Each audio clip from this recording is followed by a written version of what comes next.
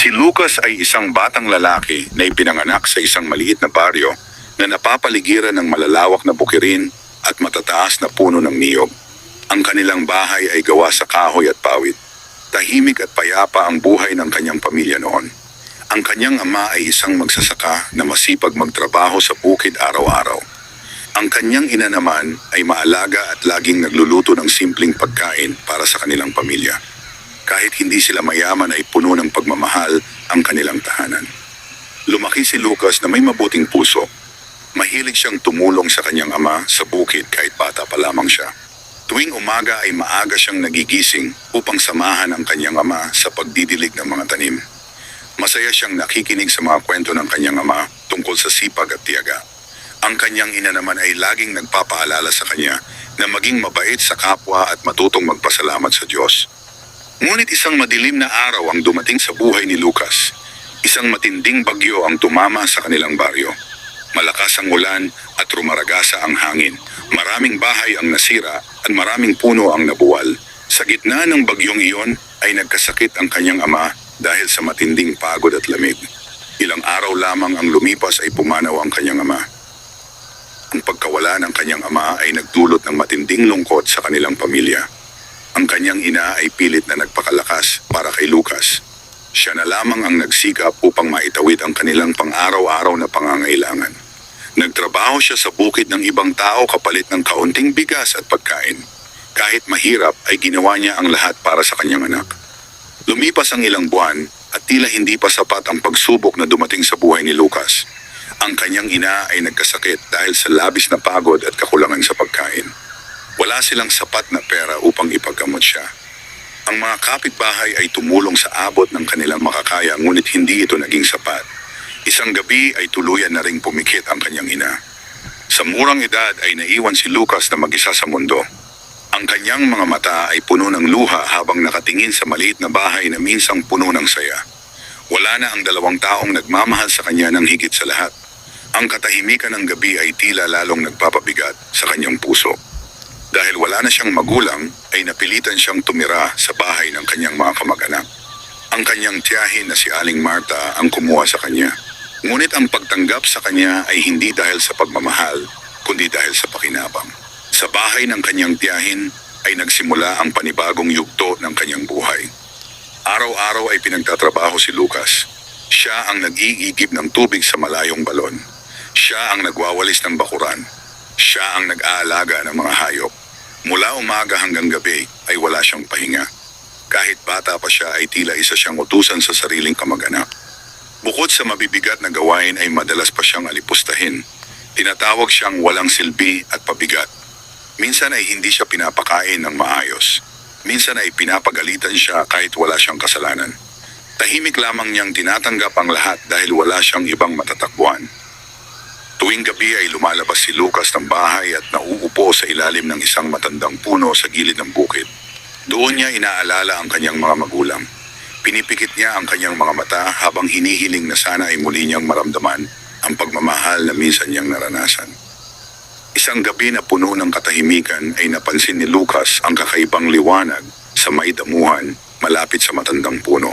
Ang liwanag ay tila gumagalaw at kumikislap sa dilim. Napakunot ang kanyang noo habang dahan-dahan siyang lumapit sa pinagmumula ng liwanag. Sa gitna ng damuhan ay may nakita siyang maliit na nilalang na kulay pula ang kasuotan. Ang nilalang ay kasing liit ng isang bata at may kakaibang anyo. Ang mga mata nito ay kumikislap na parang apoy. Tahimik itong nakatingin kay Lucas habang ang paligid ay tila na puno ng mahiwagang hangin. Napatigil si Lucas sa kanyang kinatatayuan. Hindi niya alam kung matatakot ba siya o lalapit. Ngunit sa kabila ng kaba sa kanyang dibdib ay may kakaibang pakiramdam na nagsasabing hindi siya dapat matakot. Ang gabing iyon ang magsisimula ng isang pambihirang pagbabago sa buhay ng batang si Lucas. Ang gabi ay tahimik at malamig. Ang hangin ay dahan-dahan na dumadaloy sa mga dahon ng matandang puno. Nakatingin si Lucas sa maliit na nilalang na kulay pula ang kasuotan. Ang liwanag na nagmumula rito ay tila sumasayaw sa damuhan. Ang kanyang puso ay mabilis ang tibok, ngunit hindi siya umatras. Ang maliit na nilalang ay nakatayo lamang at nakatingin sa kanya. Ang mga mata nito ay kumikislap sa dilim. Sa kabila ng kakaibang anyo nito ay walang galit na makikita sa mukha nito. Sa halip ay tila may katahimikan na bumabalot sa paligid. Nanatiling nakatayo si Lucas sa harap ng nilalang. Ang kanyang isipan ay puno ng pagtataka. Hindi pa siya nakakakita ng ganitong nilalang sa buong buhay niya. Ngunit sa loob ng kanyang puso ay may pakiramdam na ang nilalang na ito ay hindi masama. Unti-unting lumapit si Lucas. Ang damuhan ay marahang gumalaw sa kanyang mga paa. Ang liwanag ay lalong luminaw habang siya ay papalapit. Ang maliit na nilalang ay hindi gumalaw. Tahimik lamang itong nagmasid. Sa sandaling iyon ay tila huminto ang oras sa paligid ng batang si Lucas. Ang malamig na gabi ay naging kakaibang payapa. Ang mga tunog ng kuliglig ay tila nawala sa hangin. Ang tanging naririnig niya ay ang tibok ng kanyang puso. Ang nilalang na nasa harap niya ay isang pulang duwende. Ang pulang duwende ay kilala sa mga sinaunang kwento ng baryo. Sinasabi ng mga matatanda na ang ganitong nilalang ay nagbabantay ng mga lihim na kayamanan sa ilalim ng lupa. May mga nagsasabi na ito ay mapagbigay sa mga mabubuting ngunit mapagsik sa mga masasama. Hindi alam ni Lucas kung bakit siya napunta sa ganitong tagpo. Ngunit malinaw sa kanya na ang gabing iyon ay hindi pangkaraniwan. Ang pulang duwende ay dahan-dahan na gumalaw. Umikot ito sa damuhan habang ang pulang liwanag ay sumunod sa bawat hakbang nito. Pagkatapos ay tumigil ito sa harap ni Lucas. Tahimik na nakatingin si Lucas sa maliit na nilalang. Wala siyang lakas ng loob na umatras. Ang kanyang mga mata ay puno ng pagtataka at pag-asa. Ang pulang duwende ay tila nagmasid sa kanyang mukha. Ang mga mata nito ay parang nagbabasa ng laman ng kanyang puso. Sa sandaling iyon ay tila nauunawaan nito ang lahat ng sakit at hirap na dinanas ng batang si Lucas. Ang mahirap na buhay, ang pang-aapi ng mga kamag-anak, ang lungkot ng pagkawala ng kanyang mga magulang. Ang lahat ng iyon ay tila malinaw sa mga mata ng mahiwagang nilalang. Nanatiling tahimik ang paligid. Ang pulang duwende ay muling gumalaw. Lumakad ito patungo sa matandang puno at hinawakan ang lupa sa paanan nito. Ang lupa ay bahagyang gumalaw. Napatingin si Lucas sa lupa na tila may lihim na itinatago.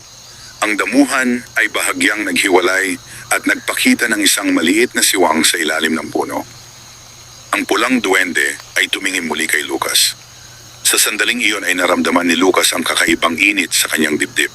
Para bang may bagong pag-asa na unti-unting sumisindi sa kanyang puso. Hindi pa niya alam kung ano ang naghihintay sa kanya sa ilalim ng matandang puno. Ngunit malinaw na ang kanyang buhay ay magsisimula ng magbago mula sa gabing iyon. Ang hangin ng gabi ay patuloy na dumadaloy sa damuhan habang nakatingin si Lucas sa siwang ng lupa sa paanan ng matandang puno. Ang pulang duwende ay nakatayo sa tabi nito na tila naghihintay lamang. Ang pulang liwanag na nakapaligid sa maliit na nilalang ay bahagyang tumatama sa mukha ng batang si Lucas. Dahan-dahan na lumapit si Lucas sa siwang ng lupa. Ang kanyang mga paa ay marahang humahakbang sa malamig na damuhan. Ang kanyang puso ay puno ng kaba, ngunit may kakaibang lakas na nagtutulak sa kanya upang magpatuloy. Pagdating niya sa harap ng siwang, ay napansin niyang may makitid na butas sa ilalim ng lupa. Ang loob nito ay may mahinang liwanag na parang nagmumula sa kailaliman. Ang pulang duwende ay tumingin sa kanya at pagkatapos ay tumalon pababa sa maliit na siwang. Napatigil si Lucas sandali. Ang kanyang dibdib ay bumigat sa pag-iisip kung susunod ba siya o hindi. Ngunit sa kanyang isipan ay bumalik ang lahat ng sakit na kanyang dinaranas sa bahay ng kanyang mga kamag-anak. Ang pang-aalipusta, ang gutom, ang lungkot ng kanyang buhay. Wala siyang ibang lugar na matatakbuhan. Huminga siya ng malalim at dahan-dahan siyang sumunod sa siwang ng lupa. Ang makitid na daan ay malamig at tahimik. Ang liwanag mula sa pulang duwende ay siyang gumagabay sa bawat hakbang ni Lucas. Ang lupa sa paligid ay makinis na parang matagal nang tinahak ng mga mahiwagang nilalang. Habang papalalim siya sa ilalim ng lupa, ay napansin niyang lumalawak ang daan. Ang kisame ng lagusan ay tila kumikislap sa kakaibang liwanag na hindi niya maipaliwanag. Ang kanyang mga mata ay puno ng pagtataka. Hindi niya akalain na may ganitong lugar sa ilalim ng lupa ng kanilang baryo. Ang pulang duwende ay patuloy lamang sa paglakad sa unahan. Ang maliit nitong katawan ay gumagalaw ng mabilis, ngunit malinaw na hinihintay nito ang batang si Lucas. Maya-maya ay narating nila ang isang maluwang na silid sa ilalim ng lupa. Napahinto si Lucas sa kanyang kinatatayuan. Sa paligid ng silid ay may mga batong kumikislap na parang ginto. Ang mga dingding ay puno ng kakaibang bato na naglalabas ng liwanag. Ang buong lugar ay tila isang lihim na mundo na matagal nang nakatago sa ilalim ng lupa. Sa gitna ng silid ay may malaking hukay na puno ng gintong barya. Nanlaki ang mga mata ni Lucas. Hindi pa siya nakakakita ng ganito karaming kayamanan sa buong buhay niya. Ang pulang duwende ay umakyat sa gilid ng hukay at tumingin kay Lucas. Ang mga mata nito ay kumikislap na parang may lihim na gustong ipahiwatig. Lumapit si Lucas sa gilid ng hukay. Ang mga gintong barya ay nagkikislapan sa mahinang liwanag ng lugar. Ang kanyang dibdib ay napuno ng matinding pagtataka. Ang batang minsang nagugutom sa bawat araw ay ngayon nakatayo sa harap ng isang kayamanan na hindi niya kayang bilangin. Ngunit sa kabila ng lahat ay hindi siya agad gumalaw. Tahimik lamang siyang nakatingin sa mga ginto. Ang pulang duwende ay muling lumapit sa kanya. Ang maliit nitong kamay ay bahagyang gumalaw na parang nagbibigay ng pahintulot. Sa sandaling iyon ay naunawaan ni Lucas na ang kayamanang nasa harap niya ay hindi aksidente. Ito ay isang biyaya na ibinigay sa kanya ng mahiwagang pulang duwende. Ang batang minsang inalipusta at itinuring na walang halaga ay ngayon nakatayo sa simula ng isang bagong kapalaran. Ang maluwang na silid sa ilalim ng lupa ay tahimik at puno ng mahiwagang liwanag. Nakatingin si Lucas sa malaking hukay na puno ng gintong barya. Ang bawat piraso ng ginto ay kumikislap na tila mga bituin na nakahulog sa lupa. Sa buong buhay niya ay hindi pa siya nakakita ng ganitong kayamanan. Nanatili siyang nakatayo sa gilid ng hukay. Ang kanyang mga mata ay puno ng pagtataka, ngunit ang kanyang puso ay hindi agad nahulog sa kasabikan. Sa halip ay naalala niya ang mga aral ng kanyang mga magulang. Ang kanyang ama ay laging nagsasabi na ang tunay na kayamanan ay ang mabuting puso. Ang kanyang ina naman ay nagturo sa kanya na huwag maging sakim. Tahimik na tumingin si Lucas sa pulang duwende. Ang maliit na nilalang ay nakatayo lamang sa tabi ng hukay. Ang pulang kasuotan nito ay kumikislap sa liwanag ng mga batong nasa dingding ng silid. Ang mga mata nito ay tila nagmamasid sa bawat galaw ni Lucas. Dahan-dahan na yumuko si Lucas sa harap ng pulang duwende. Sa kanyang puso ay may malalim na pasasalamat kahit hindi pa niya lubos na nauunawaan ang nangyayari. Pagkatapos ay muli siyang tumingin sa hukay ng ginto. Ang liwanag nito ay tila umaabot sa kanyang mukha. Ngunit sa kabila ng lahat ay hindi siya agad kumuha. Tumayo lamang siya at tahimik na nag-isip. Ang pulang duwende ay marahang lumakad papalapit sa hukay. Kumuha ito ng isang gintong barya at inilagay ito sa lupa sa harap ni Lucas. Ang maliit na baryang iyon ay kumislap sa malamig na sahig ng silid. Napatingin si Lucas dito. Dahan-dahan siyang yumuko at kinuha ang isang baryang ginto. Ang kanyang mga kamay ay bahagyang nanginginig habang hawak niya ang maliit na kayamanan. Sa sandaling iyon ay naramdaman niya ang kakaibang bigat ng responsibilidad sa kanyang puso. Alam niya ang kayamanang ito ay maaaring magbago ng kanyang buhay. Ngunit alam din niya na hindi ito dapat abusuhin. Muling tumingin si Lucas sa pulang duwende. Ang maliit na nilalang ay nakatingin lamang sa kanya na tila nasisiyahan sa kanyang ipinapakitang paggalang at pagpipigil. Pagkatapos ay lumakad ang pulang duwende patungo sa isang bahagi ng silid. May maliit na daan na patungo sa isa pang lagusan. Huminto ito roon at muling tumingin kay Lucas. Ang kilos ng nilalang ay tila nagsasabi na oras na upang bumalik. Naintindihan ni Lucas ang mensahe. Muli siyang tumingin sa hukay ng ginto. Sa kabila ng napakaraming kayamanan, ay pinili niyang hawakan lamang ang iisang baryang ginto. Pagkatapos ay sumunod siya sa pulang duwende sa makitid na lagusan. Habang naglalakad sila pabalik sa daan na kanilang dinaanan, ay muling bumalot ang katahimikan sa paligid. Ang liwanag ng pulang duwende ang tanging gumagabay sa kanila. Makalipas ang ilang sandali ay muli nilang narating ang siwang sa paanan ng matandang puno. Naunang lumabas ang pulang duwende sa damuhan. Sumunod si Lucas na may hawak pa rin na isang gintong barya sa kanyang palad. Ang malamig na hangin ng gabi ay muling dumampi sa kanyang mukha. Ang mundo sa ibabaw ng lupa ay tila pareho pa rin. Ang tahimik na bukirin, ang matandang puno, ang madilim na langit na puno ng mga bituin. Ngunit sa loob ng puso ni Lucas ay alam niyang may nagbago na. Ang pulang duwende ay muling tumingin sa kanya. Pagkatapos ay dahan-dahan itong naglakad palayo sa damuhan hanggang sa tuluyan itong naglaho sa dilim ng gabi. Naiwan si Lucas na nakatayo sa ilalim ng matandang puno. Sa kanyang palad ay kumikislap ang isang gintong barya na magiging simula ng bagong kapalaran sa kanyang buhay. Ang unang liwanag ng umaga ay unti-unting sumikat sa ibabaw ng bukirin. Ang malamig na hangin ay marahang dumampi ang mga dahon ng puno habang si Lucas ay naglalakad pabalik sa bahay ng kanyang mga kamag-anak. Sa kanyang palad ay mahigpit niyang hawak ang isang gintong barya na kumikislap sa liwanag ng araw. Ang kanyang mga hakbang ay mabagal at tahimik. Hindi pa rin siya makapaniwala sa lahat ng nangyari sa gabing lumipas. Ang mahiwagang lagusan sa ilalim ng matandang puno, ang lihim na silid na puno ng ginto, at ang pulang duwende na tila nagbigay sa kanya ng bagong pag-asa. Pagdating niya sa bakuran ng bahay ay nakita niyang gising na ang kanyang tiyahin. Ang babae ay nakatayo sa harap ng bahay habang naglilinis ng bakuran. Nang makita si Lucas ay agad itong sumimangot. Mabigat ang tingin ng babae sa batang lalaki. Sa loob ng bahay ay naroon din ang iba pa niyang kamag-anak. Ang mga mukha nila ay puno ng pagkainis habang si Lucas ay papalapit. Ang araw ay nagsimula na naman sa dati niyang buhay ng hirap at pang-aalipusta. Tahimik na pumasok si Lucas sa bahay. Hindi siya nagsalita. Hindi rin niya ipinakita ang gintong baryang hawak niya. Itinago niya ito sa loob ng kanyang bulsa habang ang kanyang puso ay puno ng lihim na pag-asa. Sa buong maghapon ay muli siyang pinagawa ng mabibigat na gawain. Siya ang nagigib ng tubig sa malayong balon. Siya ang naglinis ng kulungan ng mga hayop. Siya ang nagwalis ng buong bakuran. Ang pagod ay unti-unting bumigat sa kanyang katawan, ngunit hindi siya nagreklamo. Sa bawat sandali ay naaalala niya ang pulang duwende at ang kayamanang nasa ilalim ng matandang puno.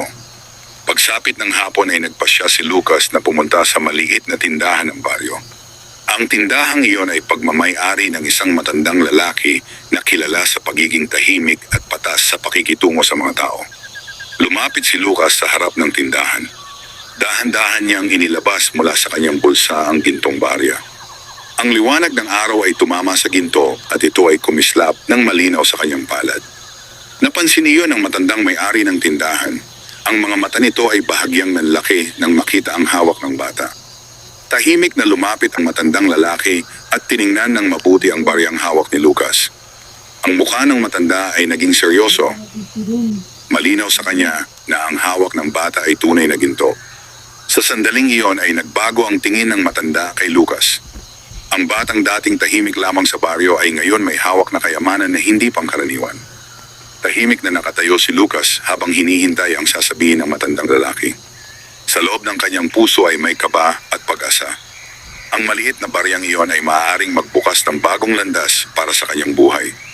Ang matandang may-ari ng tindahan ay tahimik na nakatingin sa gintong baryang hawak ni Lucas. Ang liwanag ng hapon ay tumatama sa ginto at lalo itong kumikislap sa harap ng kanilang dalawa. Ang matanda ay dahan-dahan na kumuha ng maliit na tela at maingat na pinunasan ang barya. Matagal niya itong pinagmasdan. Ang kanyang mga mata ay tila nag-aaral sa bawat guhit ng ginto. Sa wakas ay tumingin siya kay Lucas na tahimik lamang na nakatayo sa harap ng tindahan. Ang batang lalaki ay payat at halatang sanay sa hirap. Ang kanyang damit ay simple at luma, ngunit ang kanyang mga mata ay puno ng katapatan. Naintindihan ng matandang lalaki na ang batang nasa harap niya ay hindi isang magnanakaw. Ang gintong baryang iyon ay napunta sa kanya sa isang paraan na hindi pa niya alam. Tahimik na ibinalik ng matanda ang barya sa palad ni Lucas. Pagkatapos ay pumasok siya sa loob ng tindahan at kumuha ng maliit na supot ng bigas at ilang pagkain. Inilagay niya ito sa mesa sa harap ng bata. Iyon ang unang pagkakataon na may nagpakita ng kabaitan kay Lucas mula nang mawala ang kanyang mga magulang. Ang kanyang dibdib ay napuno ng mainit na pakiramdam na matagal na niyang hindi nararanasan. Maingat niyang inilagay ang gintong barya sa mesa. Ang matandang lalaki ay kumuha ng maliit na kahon at naglabas ng ilang pilak na barya bilang kapalit. Ang halaga ng ginto ay higit pa sa kanyang ibinigay, ngunit malinaw na pinili ng matanda na tulungan ang bata sa paraang hindi siya maaabuso ng iba. Tinanggap ni Lucas ang mga pilak na barya at ang supot ng pagkain. Sa sandaling iyon ay naramdaman niya ang unang hakbang ng pagbabago sa kanyang buhay. Tahimik siyang nagpasalamat at naglakad pabalik sa bahay ng kanyang mga kamag-anak. Habang naglalakad sa makitid na daan ng baryo ay hawak niya ang supot ng pagkain sa kanyang mga kamay. Ang simpleng bagay na iyon ay tila isang malaking biyaya para sa kanya. Ngunit pagdating niya sa bahay ay napansin agad ng kanyang tiyahin ang dala niyang pagkain. Ang mga mata ng babae ay napuno ng pagtataka. Lumapit ito kay Lucas at agad na kinuha ang supot mula sa kanyang kamay. Sinuri ng babae ang laman nito habang ang ibang kamag-anak ay nakatingin din. Ang kanilang mga mukha ay unti-unting nagbago. Ang pagtataka ay napalitan ng pagdududa. Tumingin ang tiyahin ni Lucas sa kanya ng matalim. Sa kanyang isip ay may isang tanong na agad sumulpot. Saan nanggaling ang pagkain na iyon? Tahimik lamang na nakatayo si Lucas sa gitna ng kanilang tingin. Ang lihim ng pulang duwende at ng kayamanan sa ilalim ng matandang puno ay nananatiling nakatago sa kanyang puso. Ngunit sa gabing iyon ay nagsimulang magising ang pagdududa ng kanyang mga kamag-anak. At iyon ang magiging simula ng mas malaking pagbabago sa buhay ng batang si Lucas. Ang gabi ay tahimik sa loob ng maliit na bahay ng mga kamag-anak ni Lucas. Ang lampara sa gitna ng silid ay nagbibigay ng mahinang liwanag habang ang kanyang tiyahin at ang iba pang kamag-anak ay nakaupo sa paligid ng mesa. Sa gitna ng mesa ay naroon ang supot ng pagkain na dinala ni Lucas. Ang kanilang mga mata ay nakatingin sa batang lalaki na tahimik lamang na nakatayo sa isang sulok ng bahay. Ang mukha ng kanyang tiyahin ay puno ng pagdududa. Sa kanyang isip ay hindi niya matanggap na ang batang matagal niyang itinuturing na pabigat ay biglang may dalang pagkain na hindi niya alam kung saan nanggaling. Ang katahimikan ng gabi ay tila mabigat sa loob ng bahay. Si Lucas ay nakayuko lamang habang ang kanyang mga kamay ay magkahawak sa harap ng kanyang katawan. Hindi siya nagsasalita. Hindi rin niya ipinapakita ang kaba na nararamdaman niya sa loob ng kanyang dibdib. Ang kanyang tiyahin ay lumapit sa kanya. Ang mga hakbang ng babae ay mabagal ngunit puno ng galit. Huminto ito sa harap ni Lucas at matagal siyang tinitigan. Ang mga mata ng babae ay tila naghahanap ng sagot. Ngunit si Lucas ay nanatiling tahimik. Ang lihim ng kanyang natagpuan sa ilalim ng matandang puno ay hindi niya kayang ipahayag. Sa kanyang puso ay alam niyang ang kayamanang iyon ay hindi dapat malaman ng mga taong puno ng kasakiman. Ang kanyang tiyahin ay bumalik sa mesa at muling sinuri ang pagkain na nasa supot. Ang kanyang isip ay puno ng hinala. Hindi niya alam kung paano nakuha ni Lucas ang mga iyon, ngunit malinaw sa kanya na may nangyayaring hindi niya alam. Sa kabilang banda ay tahimik lamang na naupo si Lucas sa isang sulok ng bahay. Ang liwanag ng lampara ay bahagyang tumatama sa kanyang mukha. Sa kanyang isip ay bumabalik ang alaala ng pulang duwende. Ang maliit na nilalang na iyon ay tila naging ilaw sa kanyang madilim na buhay. Habang lumalalim ang gabi ay isa-isang natulog ang kanyang mga kamag-anak. Ang bahay ay unti-unting napuno ng katahimikan. Si Lucas ay marahang tumayo mula sa kanyang kinauupuan. Ang kanyang mga hakbang ay maingat habang siya ay dahan-dahan na lumabas ng bahay. Ang malamig na hangin ng gabi ay agad sumalubong sa kanya. Tumingin siya sa malawak na bukirin na tahimik sa ilalim ng liwanag ng buwan. Ang kanyang mga paa ay kusang naglakad patungo sa matandang puno sa gilid ng bukid. Ang lugar na iyon ang naging saksi sa pinakamahalagang gabi ng kanyang buhay. Pagdating niya sa ilalim ng puno ay napatingin siya sa damuhan. Ang kanyang puso ay bahagyang bumilis ang tibok.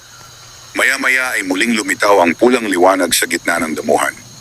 Ang maliit na anyo ng pulang duwende ay unti-unting naging malinaw sa harap ni Lucas. Ang mahiwagang nilalang ay muling nagbalik sa gabing iyon. At sa tahimik na sandali sa ilalim ng matandang puno ay alam ni Lucas na ang kanyang kapalaran ay patuloy pang magbabago. Ang malamig na liwanag ng buwan ay bumabalot sa malawak na bukirin habang si Lucas ay nakatayo sa ilalim ng matandang puno. Sa gitna ng damuhan ay muling kumikislap ang pulang liwanag na nagmumula sa maliit na nilalang na nakaharap sa kanya. Ang pulang duwende ay tahimik na nakatayo. Ang mga mata nito ay kumikislap na tila apoy sa dilim ng gabi. Ang paligid ay napuno ng kakaibang katahimikan na parabang ang buong bukirin ay nakikinig sa sandaling iyon. Si Lucas ay dahan-dahan na lumapit. Ang kanyang puso ay puno ng paggalang sa mahiwagang nilalang na minsan nang nagbukas ng pintuan ng pag-asa sa kanyang buhay. Pagdating niya sa harap ng pulang duwende, ay muli siyang yumuko ng marahan. Sa kanyang dibdib ay may malalim na pasasalamat. Ang pulang duwende ay gumalaw at tumingin sa lupa sa paanan ng matandang puno. Muli nitong hinawakan ng damuhan at ang lupa ay bahagyang gumalaw. Ang maliit na siwang sa ilalim ng puno ay muling bumukas. Ang mahiwagang lagusan ay muling nagpakita sa harap ni Lucas. Ang pulang liwanag mula sa duwende ay pumasok sa makitid na daan sa ilalim ng lupa. Pagkatapos ay tumingin itong muli kay Lucas na tila inaanyayahan siyang sumunod. Hindi nagdalawang isip si Lucas. Dahan-dahan siyang pumasok sa lagusan. Ang malamig na hangin sa ilalim ng lupa ay bumalot sa kanyang katawan habang siya ay patuloy na sumusunod sa pulang duwende. Ang makitid na daan ay unti-unting lumawak hanggang sa muli nilang mararating ang maluwang na silid na puno ng kumikislap na bato. Ang liwanag ng mga batong nakadikit sa dingding ay nagbibigay ng kakaibang ningning sa buong lugar. Sa gitna ng silid ay naroon pa rin ang malaking hukay na puno ng gintong barya. Ngunit sa pagkakataong iyon ay may isa pang bagay na napansin ni Lucas. Sa isang bahagi ng silid ay may lumang kahong gawa sa kahoy. Ang kahon ay nakapatong sa isang bato at tila matagal nang nakatago sa lugar na iyon. Lumapit ang pulang duwende sa kahon at hinawakan ito. Dahan-dahan itong bumukas. Sa loob ng kahon ay may ilang piraso ng ginto at isang maliit na supot na tila gawa sa matandang tela. Ang pulang duwende ay kumuha ng supot at inilagay ito sa harap ni Lucas. Ang maliit na supot ay may kakaibang bigat kahit maliit lamang ito. Maingat na kinuha ni Lucas ang supot at binuksan ito. Sa loob nito ay may ilang gintong barya na mas malaki kaysa sa kanyang nakita noon. Ang liwanag ng ginto ay nagningning sa kanyang mga mata. Ngunit sa pagkakataong iyon ay hindi lamang kayamanan ang naramdaman Lucas. Ang kanyang puso ay napuno ng matinding responsibilidad. Alam niyang ang biyayang ito ay hindi lamang para sa kanyang sarili. Sa kanyang isip ay bumalik ang alaala ng kanyang mga magulang, ang kanilang kabutihan, ang kanilang mga aral tungkol sa pagtulong sa kapwa. Tahimik na tumingin si Lucas sa pulang duwende. Ang maliit na nilalang ay tila nakangiti habang nakatingin sa kanya. Sa sandaling iyon ay naunawaan ni Lucas na ang kayamanang ibinibigay sa kanya ay isang pagsubok sa kanyang puso. At ang batang minsang inalipustahan ng kanyang mga kamag-anak ay unti-unting nagiging tagapag-ingat ng isang lihim na kayamanan na kayang magbago ng kanyang kapalaran. Ang mahiwagang silid sa ilalim ng lupa ay tahimik habang hawak ni Lucas ang maliit na supot na puno ng gintong barya. Ang liwanag mula sa mga batong nakadikit sa dingding ay marahang kumikislap sa paligid. Sa gitna ng katahimikan ay nakatayo ang pulang duwende na tila nagmamasid sa batang lalaki. Ang dibdib ni Lucas ay mabigat sa pag-iisip. Ang kayamanang hawak niya ay sapat upang baguhin ang kanyang buhay. Ngunit sa loob ng kanyang puso ay malinaw ang isang bagay. Ang biyayang ito ay hindi lamang para sa kanya. Dahan-dahan niyang isinara ang supot at mahigpit itong hinawakan. Ang kanyang mga mata ay muling tumingin sa pulang duwende. Ang maliit na nilalang ay tahimik lamang na nakatayo. Ang pulang liwanag na nagmumula sa katawan nito ay nagbibigay ng kakaibang init sa malamig na silid. Pagkatapos ay lumakad ito patungo sa lagusan na kanilang dinaanan. Naunawaan ni Lucas ang ibig sabihin ng kilos nito. Oras na upang bumalik sa ibabaw ng lupa. Sumunod siya sa pulang duwende habang ang kanyang mga hakbang ay maingat sa makitid na daan. Ang liwanag mula sa duwende ang tanging gabay sa kanilang paglakad. Makalipas ang ilang sandali ay narating nila ang siwang sa ilalim ng matandang puno. Naunang lumabas ang pulang duwende sa damuhan. Sumunod si Lucas habang hawak pa rin ang supot ng gintong barya. Ang malamig na hangin ng gabi ay muling sumalubong sa kanya. Ang bukirin ay tahimik sa ilalim ng liwanag ng buwan. Ang mga bituin ay kumikislap sa malawak na langit habang ang matandang puno ay nakatayo na parang tahimik na tagapagbantay ng lihim na lugar.